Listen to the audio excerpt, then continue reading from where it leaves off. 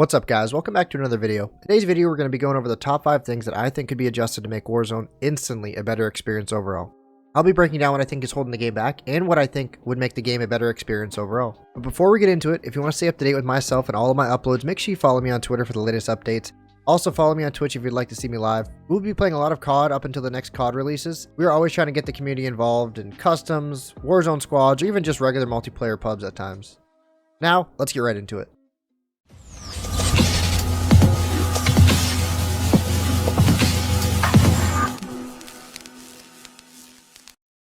Alright, let's get right into it. In today's video, I'm going to break down the top 5 things that I think are holding Warzone back and how they could be potentially changed to make the game better. Starting off with number 5, the audio and the lighting. The audio has been something that's held back Blackout and now Warzone for a large portion of the game's lifespan. One thing I will say is that Warzone's audio specifically started out in a very dire state early on, but it has improved over time. Sadly, it is a ways off in my opinion. How many times have you had a full squad roll up behind you, you die, don't hear a single peep, and you wonder what the heck just happened? Or how about a car rolling up to you, you don't hear anything, and then splat, you die instantly. This has to be one of the most frustrating things I have experienced in Warzone personally. I would love to see a few changes made in that regard. I will say that it has come a long way since the game released, and it has improved a lot since they made that one big adjustment a few months after the game released initially. But I do think it definitely does still have a long ways to go. I would also like to see the lighting adjusted as well. It can be very hard to see people who are sitting in dark corners or just in buildings in general. Multiplayer has basically the same issue as well. The color palette is already very bland as it is. I would love to see it freshened up a bit in the near future. One thing I will say is that you can make the game look a lot better in your Nvidia settings if you are on PC of course, or if you want to run some form of colorblind mode in the settings. But in my opinion, you shouldn't need to do that in order for the game to look really pleasing on the eyes. It should come that way, or there should be an even simpler fix. Number 4, and it's a doozy, shotguns and throwables in the Gulag. The Gulag is one of the most unique and enjoyable aspects of Warzone in comparison to other BRs. If you die early, you have a second chance at life in a 1v1 that comes down to pure aim. Well, sometimes. That is if you get a pistol and you have to outduel your opponent. In the Gulag, you have a chance of getting a burst shotty, auto shotty, 725, well, you get the point. In my opinion, that's the silliest part of the Gulag. It is supposed to be a sudden death 1v1 that is based on pure skill, but that seems to be lost at times and kind of ruins the idea of the Gulag in general. You also have a chance to use a flashbang or a stun grenade, which again removes the entire skill-based 1v1 idea that the Gulag is really trying to be. I still love the idea of the Gulag, but I would change a few things about it. I prefer if the duels in the Gulag were more movement oriented and aim based, aka simply having a chance to outplay your opponent in each fight every single time. For me, the fix is simple. Make the Gulag a 1v1 with pistols only and no throwables at all. That would leave the door open for more raw aim gun battles and more movement oriented duels, which is what I personally think makes the Gulag so enjoyable, especially if you win. It would make the experience a lot more rewarding, and there will be a higher chance to determine who the better player is in that particular instance. Number 3, Overpowered Guns.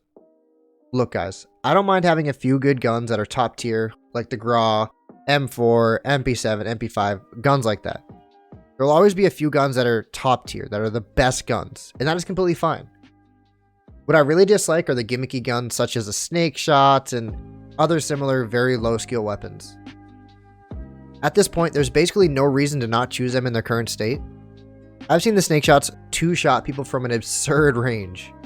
I don't mind them being strong in the close range because that is basically what they're designed for, but there's no reason that they should ping someone and down someone that is 10-15 meters out. It's actually kind of silly. It really doesn't make much sense to me. I really dislike how a lot of the time you have no chance in defending yourself when you're up against those weapons. I would love to see the range of these nerfed and possibly add a lot more damage fall off. I also think that the rocket launchers might need to be adjusted as well. I don't mind them being a counter to vehicles, which can be a thorn in your side, but I'm not huge on how easy it is to get kills with them. I've heard some people mention that rocket launchers should only be able to lock onto cars, but I think that's a bit extreme. I think you could potentially nerf the damage to the players, fall off damage, or the range of the rocket itself. If I had to pick one, I would probably say nerf the damage to the players and keep the same damage to vehicles as they are a large counter to them. That would put them in a more comfortable position. Number 2, and arguably one of the most complained about topics, the server lag. I'm absolutely shocked how bad the Warzone servers can be on a day-to-day basis. It definitely seems random a lot of the time. Some days the game is borderline unplayable, other days it's absolutely completely fine, absolutely perfect. There's no reason that these servers should be as bad as they are at times. I personally think that they might be worse now than they were when the game was in beta. It's just very inconsistent to me. It is super disheartening because of how much potential Warzone has overall. This is a BR that could have a lengthy lifespan. I think it's realistic to say that this BR could have a healthy player base for at least 2 or 3 years if they can clean up some of the server stability issues that have been plaguing this game since the game released. It may not be an easy fix, but they should really think about investing in some better and more well-performing servers if they really want to see this game have a healthy player base over the next few years. Number 1, and arguably the most salt-inducing part of this list, the hackers. The hackers have been a touchy subject over the last few months for a lot of different people. Warzone is a free-to-play game which makes it incredibly accessible to a lot of different people. It can be a good and a very bad thing. On one hand, you can play it for free and get all of your friends to play it since it is crossplay, so you can play with all your friends without anyone having to pay a dime. But that also means that someone can download it, get hacks, eventually get banned after playing for God knows how long, and then make a new account, use those same hacks, and it's a never-ending cycle of little Timmy ruining you and your squad mates' games every single round. The fix for me is simple. Get a better anti-cheat or figure out a better way to identify the hackers. The other day I ran into a hacker who had 60 kills by the time our game was finished. There's no way that something like that should get by the anti-cheat. I truly don't believe it is possible for even the best players to drop 60 kills. I mean, I'm sure some people have, but you get my drift. That has to raise some kind of red flag with their anti-cheat, right? Right?